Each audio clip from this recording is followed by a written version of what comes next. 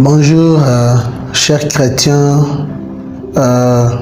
bonjour à tout le monde. Moi, c'est le frère Arthur Massimango de la communauté des guetteurs à Nuganda, Kampala.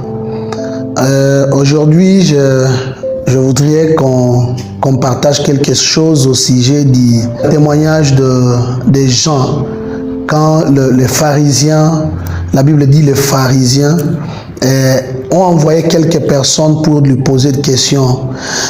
Si nous regardons dans 1 Jean, donc Jean chapitre 1, verset 19, si nous commençons vers 19, nous allons voir ce que la Bible nous dit ici en disant que voici le témoignage des gens lorsque les Juifs envoyeraient de Jérusalem les sacrificateurs et des Lévites pour lui demander quelques questions. On a commencé par demander à Jean, toi qui es-tu? Vous savez, la question, elle est un peu compliquée, mais on demande à quelqu'un qu'on trouve en train de servir Dieu, en train de prêcher la parole, mais on lui demande qui est-il. Et à l'époque, les sacrificateurs et les prophètes étaient des gens qui s'appropriaient Dieu. Ils voyaient que la parole de Dieu, c'est leur bien privé. Personne d'autre ne peut le faire. Maintenant, on posait à Jean cette question. Et Jean déclara, et il n'a point nié, il déclara que moi, je ne suis pas le Christ, parce qu'ils avaient tendance à vouloir savoir si Jean était le Christ. Mais Jean a dit que moi, je ne suis pas le Christ. Maintenant, on l'a posé encore la seconde question en demandant que c'est toi Élie. Et Jean, il a simplement dit, ce n'est pas moi, Élie. Mais on a procédé à des questions, on a entamé à des genres de questions. Mais qui es-tu? Tu n'es pas Christ, tu n'es pas Élie, tu es le prophète. Jean y a aussi en disant que je ne suis pas le prophète. Maintenant, quand je regarde toutes ces choses-là, je me pose la question, si c'était à moi aujourd'hui, qu'on me trouve en train de prêcher, je ne sais pas moi, dans l'église, je ne sais pas moi, en cours de route, je ne sais pas où, et on me pose de genre de questions, quelle serait ma réponse? Parce que si nous regardons le monde actuel, tout le monde cherche à être pasteur, tout le monde cherche à être révérend, tout le monde cherche à être, je ne sais pas moi, un prophète. Mais quand nous regardons Jean, sa réponse était comment? Je suis la voix qui crie dans le désert, que préparez-vous, préparez les chemins, préparez parce qu'il est en train de venir. Je voudrais qu'on partage ce petit message parce que nous sommes à l'époque de Pâques. Nous préparons la Pâques en disant que nous tous, personne ne mérite dans ce monde. Personne ne mérite dans ce monde en disant que le monde actuel, tout le monde veut montrer aux gens que non, moi je mérite, moi je mérite, moi je mérite et moi je mérite. Or, en réalité des choses, si Jean pouvait montrer à tout ce monde-là qu'on a envoyé, parce que la Bible témoigne que ce sont des pharisiens, il pouvait montrer à ces pharisiens que moi je mérite d'être Christ, parce qu'ils étaient confus. Ils voyaient ce que Jean faisait, ils pouvaient croire que Jean est le Christ. Et à l'époque de Pâques, nous devons comprendre que, à part le sang de celui qui est le Christ, de l'agneau immolé, personne entre nous ne mérite. Parce que c'est le sang qui nous valide. C'est le sang de Dieu qui signifie que nous sommes les rachetés de l'agneau de Dieu, en passant par son sang. Alors, les chrétiens devraient savoir, les chrétiens actuels, l'église actuelle, les dirigeants des églises actuelles, devraient comprendre que si tu n'es pas à ce niveau, il ne faut pas te donner le niveau qui n'est pas le vôtre. Comme Jean a essayé un peu de défier les pharisiens. Jean a compris que je ne peux pas dire que je suis le Christ. Je ne suis pas aussi Élie. Je ne suis pas aussi prophète. Si vous n'êtes pas établi à être un prophète dans l'église, l'église, faut pas vous donner le charge qui n'est pas le vôtre. Parce qu'au jour de comptabilité, on vous comptera que de la charge qu'on vous a remis. Alors, on doit comprendre que nous sommes à l'époque de Pâques, nous sommes en train de préparer le Pâques. Donc, c'est le sang de Jésus qui nous valide. C'est le sang de Jésus qui nous amène à être validés. Parce que personne entre nous mérite être ce que nous sommes. Personne d'entre nous mérite d'avoir la position que nous possédons actuellement dans la société. Personne. Je le souligne bien, personne, si ce n'est pas la grâce. Et si je parle de la grâce, directement, ça me ramène à voir le sang de Jésus-Christ qui nous a justifiés. Ça nous amène à voir. Là, nous allons directement voir le sang de Jésus qui purifie.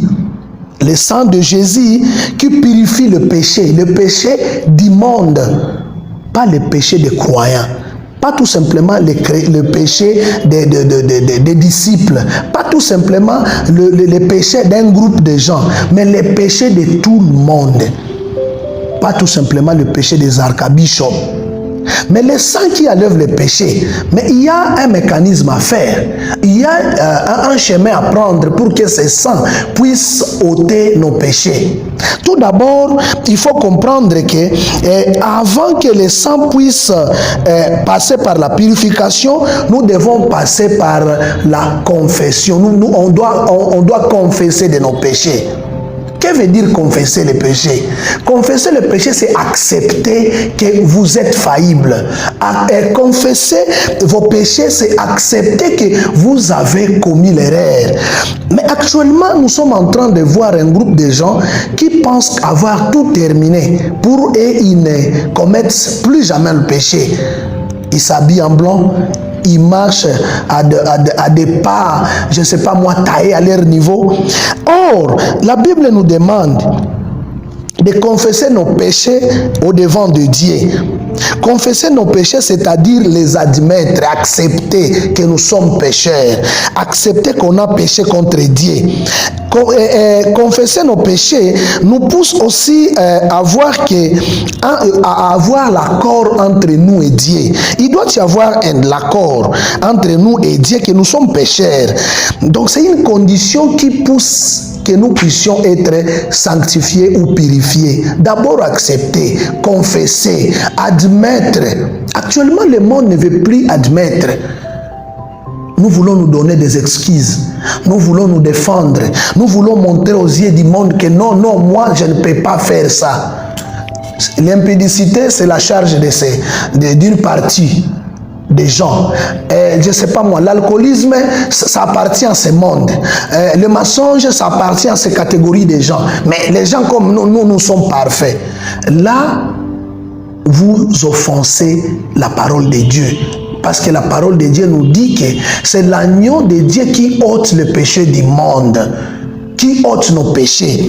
J'aimerais aussi, et cela nous pouvons aussi le trouver, j'aimerais dire en Jean 1, 19, comme j'étais en train de... Je dis Jean 1, 9, et qui nous dit, si nous confessons de nos péchés, il est fidèle et juste pour nous pardonner, si nous les confessons. Dieu est fidèle et il est juste pour nous les pardonner. Et si on les garde dans nous, on a péché et on garde, on dit personne m'a vu. Parce que vous avez des moyens pour aller, je ne sais pas, prendre ta bière, tu sais comment te cacher et personne ne peut pas te voir. Pour faire même peut-être de l'impudicité, toi tu peux aller à Sheraton, ici à Kampala, ça c'est l'endroit le plus luxueux. Tu pars à Sheraton, là où tu es fidèle, où les gens ne peuvent pas te voir. Et tu fais tes histoires là-bas. Et tu penses que tu as tout terminé. Mon frère, la Bible déclare que si tu confesses tes péchés, si tu les acceptes, tu admets que ta nature est pécheresse, tu es pécheur, Dieu te pardonnera. Il est fidèle. Nous allons continuer à regarder. Je suis toujours en train d'essayer un peu de pousser ton attention sur le moment que nous sommes en train de passer, le moment de Pâques, parce que nous sommes en train d'attendre la résurrection du Christ en passant par la croix et en ayant son sang qui nous a tous justifiés. J'aimerais aussi qu'on puisse voir le sang de Christ qui purifie notre conscience. Actuellement, le monde est allé au-delà. Donc la conscience des hommes est allée au-delà. Et l'apôtre Paul est en train de dire, si ma conscience ne me condamne-t-elle pas, donc si ta conscience ne te condamne pas, tu as fait ça hier, tu viens de faire ça aujourd'hui, et que ta conscience ne te condamne pas, mon cher, tu as besoin du sang du Christ, le sang qui doit purifier ta conscience, le sang du Christ qui doit dire à ta, donc qui doit susciter l'intention de ta conscience afin que ta conscience puisse comprendre et puisse te parler. Qu'est-ce que c'est la conscience? La conscience, c'est la personne interne, la personne qui nous parle toujours. Même si, vous savez, il y a des gens qui prétendent être, n'avoir pas compris, n'avoir pas commis la faute, mais leur conscience, la personne interne nous parle toujours lorsque nous sommes wrong, lorsqu'on a fait quelque chose qui ne plaire pas à Dieu, qui ne plaire pas aux hommes, qui ne plaire pas dans la société, là, quelque chose qui est en dehors de la société. Notre conscience elle-même nous parle. Et à l'école, on nous a appris en disant que la conscience est la voix interne qui nous dit si cet acte est bon ou mauvais. Et la conscience doit toujours nous parler. Une personne vivante, c'est une personne qui marche toujours avec sa conscience. Et que si ta conscience aujourd'hui est morte, je suis en train de déclarer, en passant par le moment de Pâques que nous sommes en train de passer, que ces moments de Pâques puissent encore donner résurrection à ta conscience. Que ta conscience puisse ressusciter avec Christ au nom de Jésus. Parce que si notre conscience est morte, nous sommes perdus. Nous ne sommes plus. Alors je suis en train de dire, le sang de l'agneau immolé purifie la conscience. Aucun de nous peut passer une journée sans péché. Comme je peux vous donner quelque chose pour voir et pour comprendre. Aucune personne peut passer la journée sans se laver les mains. Comme on se lave les mains, et c'est comme on doit confesser de nos péchés. Parce que si nous voulons manger, on doit laver nos mains. Et si nous voulons nous présenter au devant de notre Dieu, on doit laver notre conscience. On doit demander pardon. On doit appeler le sang pour souiller, pour laver notre conscience. La conscience, c'est quelque chose de primordial dans la vie d'un chrétien. Et aujourd'hui, on constate qu'il y a plusieurs chrétiens qui ne sont plus avec leur conscience. Qui ne marchent plus avec leur conscience. Tu es en train de prêcher la parole. Tu sais bien que tu as fait des courbures en prêchant. Mais ta conscience te dit que non, là tu es en train de mentir. Mais tu continues à mentir. Tu veux témoigner l'esprit de Dieu, non? Nalala ki lelo na mona ki molimo nzambe eyebisa kinga ke frère na sœur boyena boy ozoko sa oyebi ke je suis en train de mentir. Mais tu continues, ta conscience te témoigne que tu mens. Chers bien-aimés, marchons toujours avec notre conscience.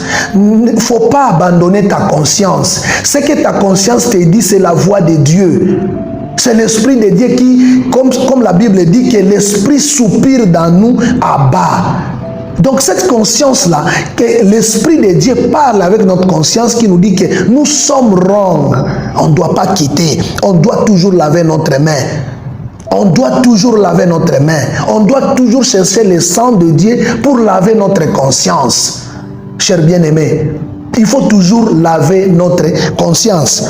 Et si nous regardons dans Hébreux 10, 22, la Bible nous dit, approchons-nous du Saint des Saints avec un cœur vrai, dans les pleines assurances de la foi. Le cœur purifie de son acception sur de mauvaises consciences et le corps lavé d'un eau pure.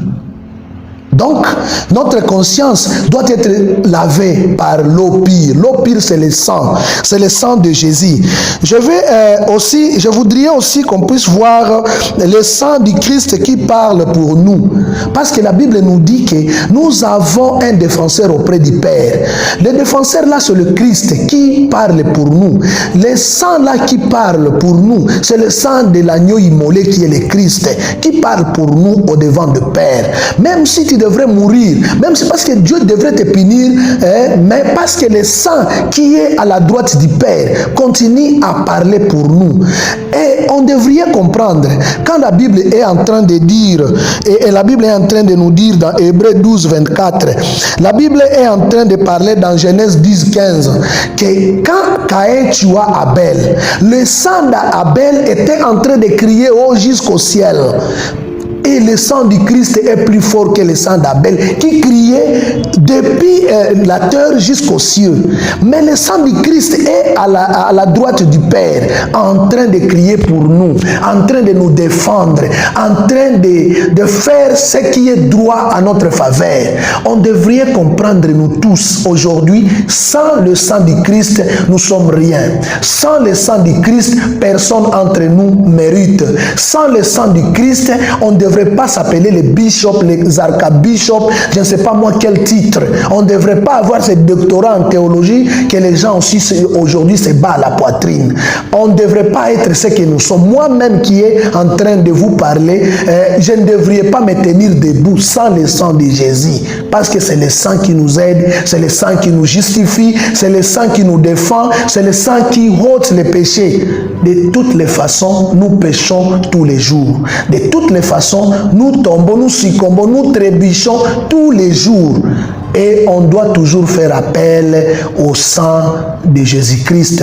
Il ne faut pas être comme nos amis qui pensent qu'il faut tuer, ligoter le chèvre, la vache, je ne sais pas moi quoi, pour avoir le pardon. Non, nous chrétiens, nous qui acceptons Christ comme Seigneur et Sauveur, le plus grand, le plus important, je vais dire, c'est accepter que le sang de Jésus aujourd'hui, comme nous sommes en train de célébrer le Pâques, que le sang de Jésus puisse avoir une place dans notre vie, dans notre conscience, dans notre ministère, dans nos églises, dans nos foyers, dans nos entreprises, afin que nous puissions gagner au nom puissant de Jésus.